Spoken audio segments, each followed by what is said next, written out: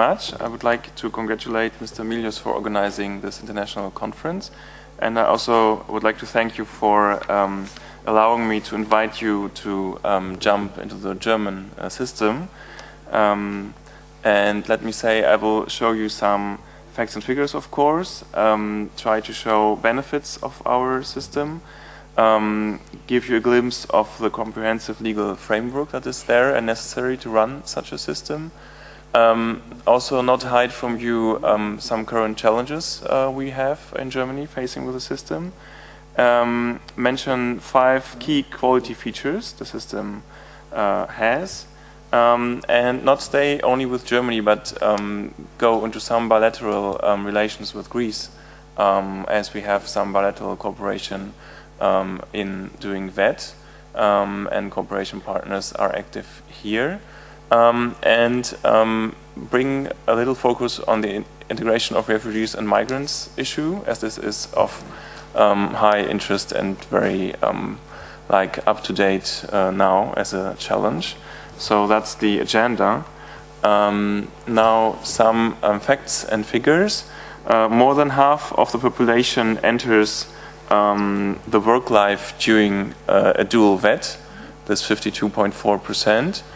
And 5.1% of all employees that are there in the country are actually trainees. And 95% of dual vet graduates are employed. So they are better off than the average, because the average is just 80% of people who are employed.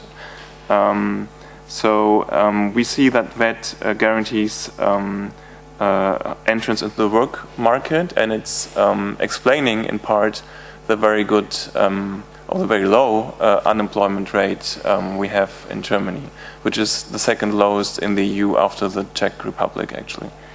And the average training allowance you get is €854 per month, which is paid by the employer.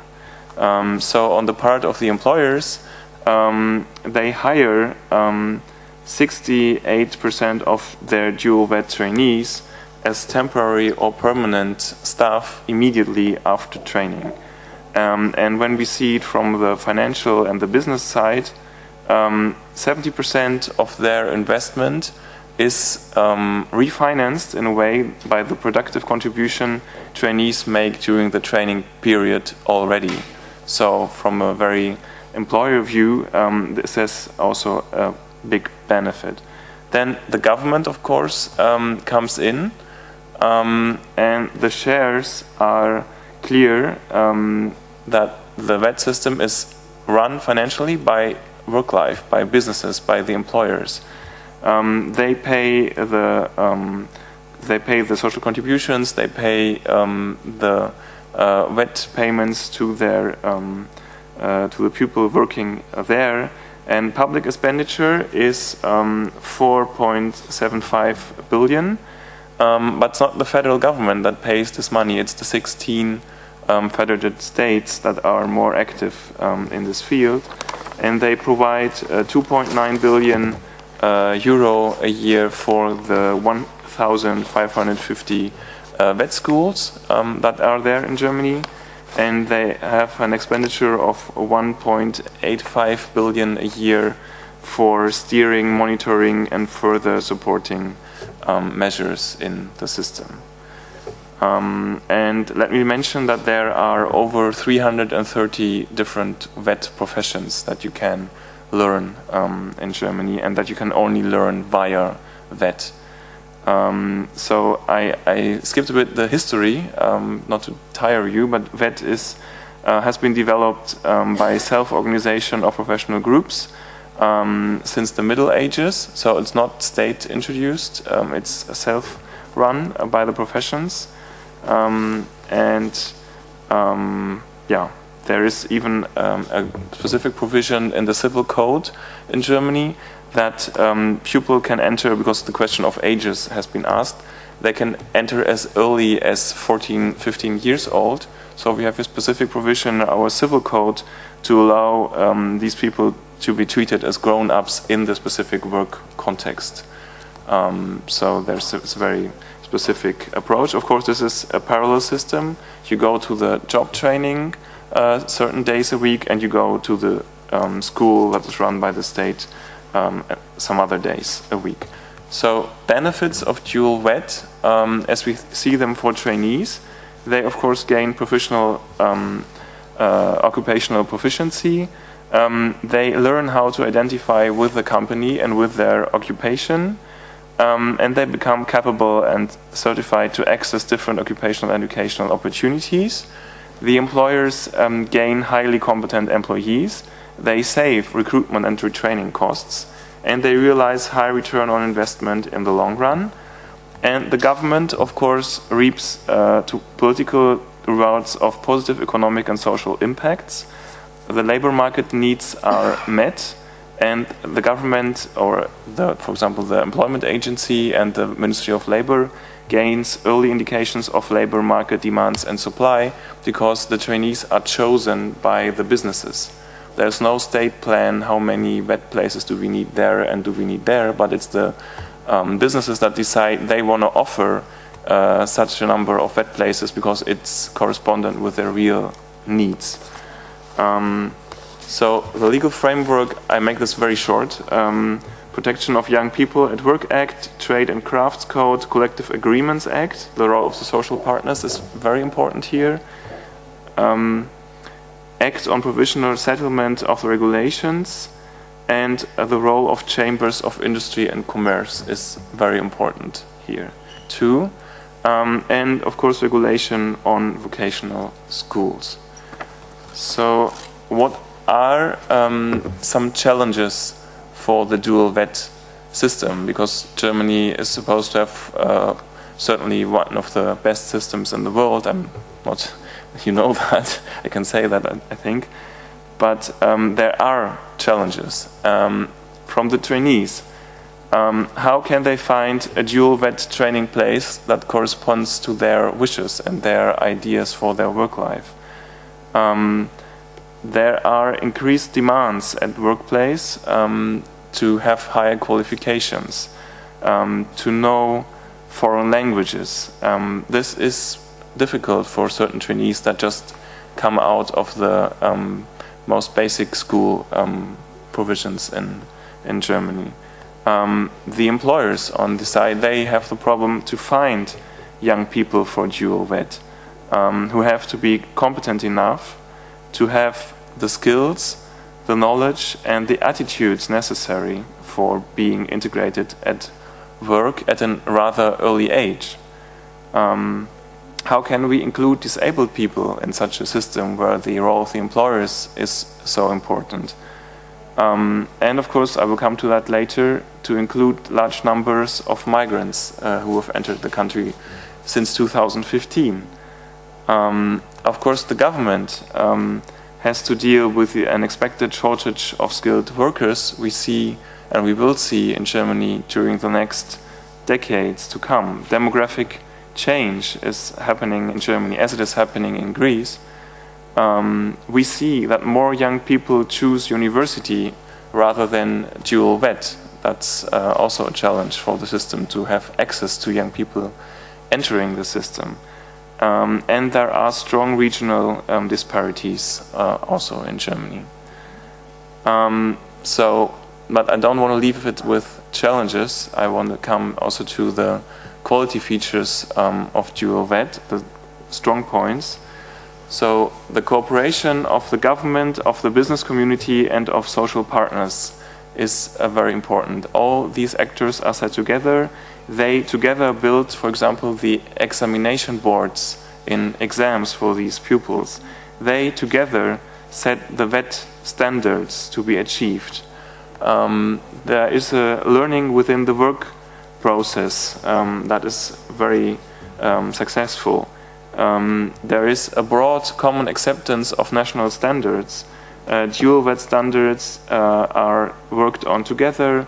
The chambers of commerce, it's them who issue the certificates. It's not the state. It's the chambers of industry and commerce. Qualified VET staff is gained through this process. competent trainers and wet teachers. There's a train the trainer program in companies. The trainers, the teachers in school, they go and visit the companies. They are very closely linked. And we have institutionalized research and advice. For example, the Federal Institute for Vocational Education and Training, the BIBB, is very active. There's a national report. It monitors national VET standards. So these are some of the core elements to make the system running. And let me now jump to Greece, as we are here in Greece. What is the impact or the cooperation we have in Greece, between Germany and Greece? You already see some of the logos up there. So we have the MENDI program, which is actually running out this October. It has been run by the DECRA Academy, and there have been in each 3-year programs 160 apprentices in 60 companies to work in the tourism industry, which is very important and active and strong in Greece, to work in a restaurant, cook or hotel business. And there has been an immediate absorption rate into the companies of 81%, and now we talk about more than 90% who are already in work life, which is a very good success rate. We have the VetNet project that runs until the September of next year, and that more technical cooperation and the Greek railway system. We have Unions for VET, which is bringing together trade unions from Germany, Greece, Portugal and Italy to work together on ideas that can work in a southern European context and are accepted by the societies and the social partners here. We have a project, Great Education, in the green economy, and it will focus on renewable energies and small companies. And we have a roundtable. We have a roundtable in Germany because Germany, as a federal country, needs a lot of coordination work, obviously, and we also coordinate the actors that are active in Greece. So there is also an impact and the cooperation with Greece, because there has been a memorandum of understanding and joint agreement to work together between the Ministries of Education of Germany and Greece in 2012, and there has been a renewed one in February this year, and it brings together the German actors, the Institute for Vocational Training, the German-Greek Chamber of Industry, and the DECRA project management.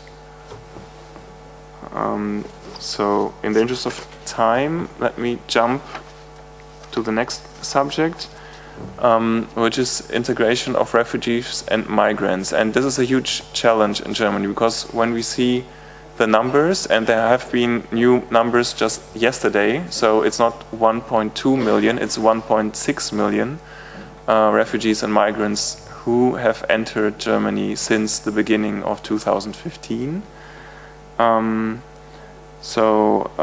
To be honest, some have moved further to the Benelux countries and to Scandinavia, but still, it's a big number.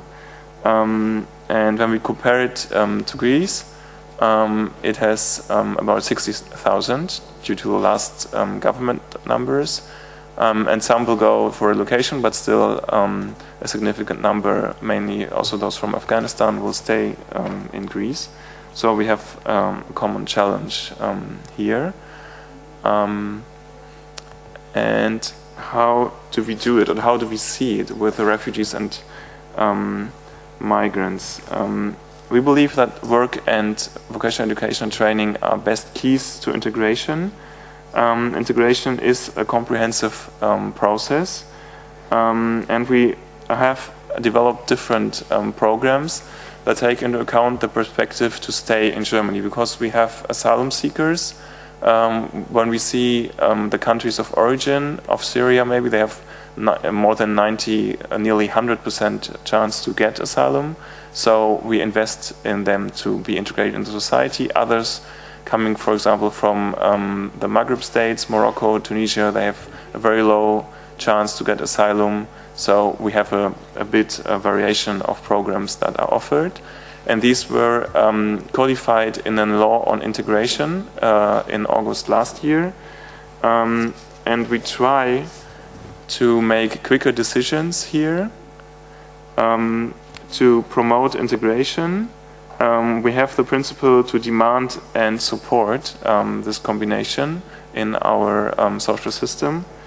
And we have managed to bring safeguards to people to stay in Germany during VET. For example, when people are in the VET program, there has been an agreement and the law has been changed that these people have the protection that they can stay in Germany.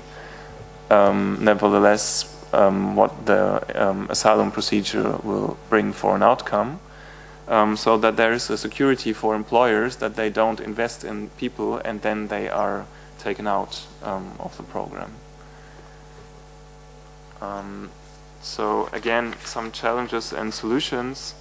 When we see the age of refugees and migrants that have newly arrived in Germany, 82% are younger than 35. So the need for the education system and in the education system for VET to offer solutions is very high. And we have to bring together all forces in politics, economy, and civil society to foster integration.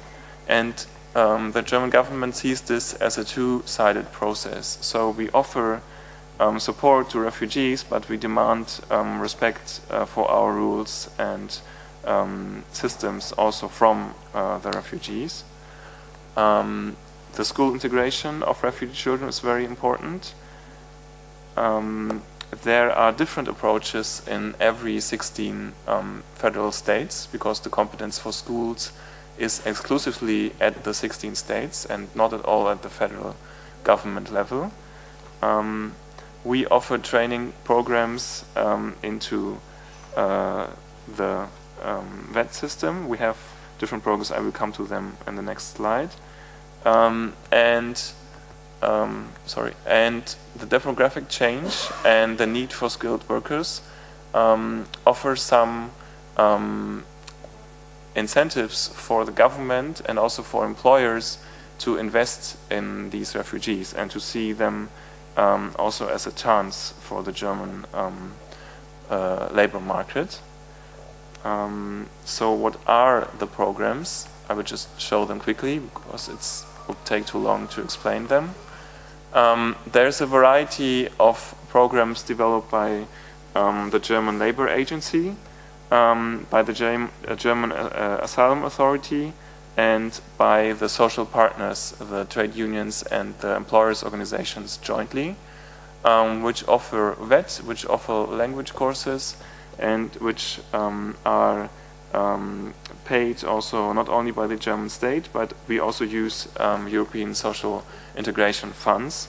And in the period of 2014 to 2020, this will be 98.9 million euro. So that's a huge challenge and task to achieve.